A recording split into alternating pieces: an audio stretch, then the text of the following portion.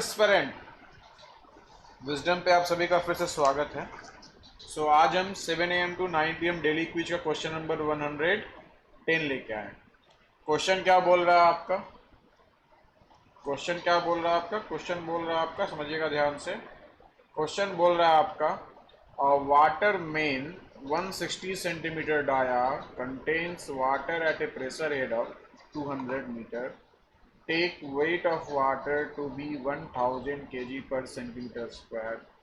The thickness of the metal shell required for the water main, given that the maximum permissible stress in the metal is 400 kg 400 kg per centimeter square. बोल रहा है क्या कि मान लीजिए एक water pipe है, एक वाटर क्या हमारा पाइप है, और इस वाटर पाइप का जो डाया है हमारा, वो डाया कितना है? वाटर पाइप का जो डाया है वो है 160 सेंटीमीटर।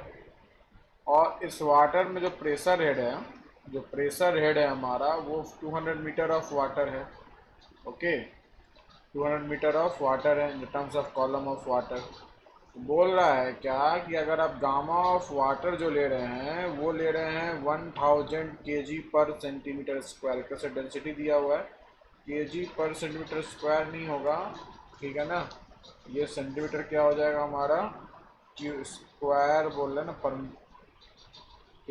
केजी पर metre 1000 kg per metre cube, ये गलत दिया हुआ है, 1000 kg पर मीटर क्यूब, ठीक है ना। 1000 kg per metre cube, all right, 1000 kg per metre cube दिया हुआ है हमारा।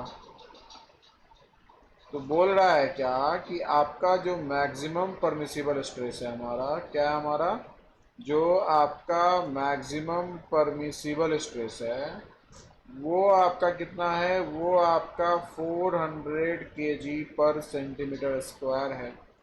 अब पाइप में अगर हम इंटरनल फ्लूइड प्रेशर के कारण जो स्ट्रेस देखेंगे, वो आपका डेल्टा पी के कारण जो स्ट्रेस देखेंगे, या पी के कारण, जो आप पी या डेल्टा पी जो मानिए, वो आपका एक हो जाएगा लॉन्गिट्यूडनल स्ट्रेस, ठीक है ना। और आपका दूसरा हो जाएगा सरकमफ्रेंशियल स्ट्रेस या हुप स्ट्रेस, जो प्रीडोमिनेंट होता है हमारा। और तीसरा होता है हमारा रेडियल स्ट्रेस। इसको क्या करेंगे हम लोग, नेग्लेक्ट कर देंगे। क्या करेंगे हम लोग, नेग्लेक्ट कर देंगे। तो ये अगर हम थीन मान रहे हैं तो ये आपका क्या है, प्रीडोमिनेंट है। इसका मतलब जो मैक्सिमम परमिसेबल स्ट्रेस है, that should be equal to what, hoop stress. That should be equal to hoop stress. So hoop stress is what, PD upon 2T। That should be equal to what, that should be equal to how much, 400 kg पर centimetre square. That should be equal to 400 kg पर centimetre square. Unit पर खास ध्यान रखिएगा। तो अगर मैं P की बात करता हूँ, अगर मैं इसको तुम P ही मान लो, ठीक है ना। अगर मैं P की बात करता हूँ तो P क्या हो जाएगा हमारा, rho g h, that's equal to 1000 into 200 into g, all right. So आपका क्या हो जाएगा कि 400 kg पर centimetre square into g that's equal to, क्यों इंटू जी लिख रहे हैं, permissible stress in the metal, all right, permissible stress in the metal, got it, permissible stress in the metal. So that's equal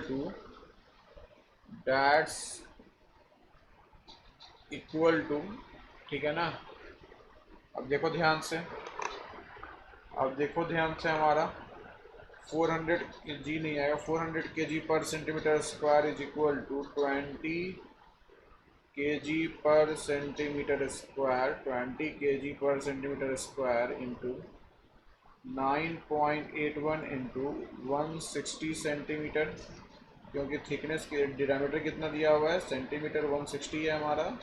और thickness कितना है हमारा, thickness जो है हमारा वो दिया हुआ है आपका, थिकनेस निकालना है। Okay, so that's equal to 2T, that's equal to 2t. So this is equal to how much? 10.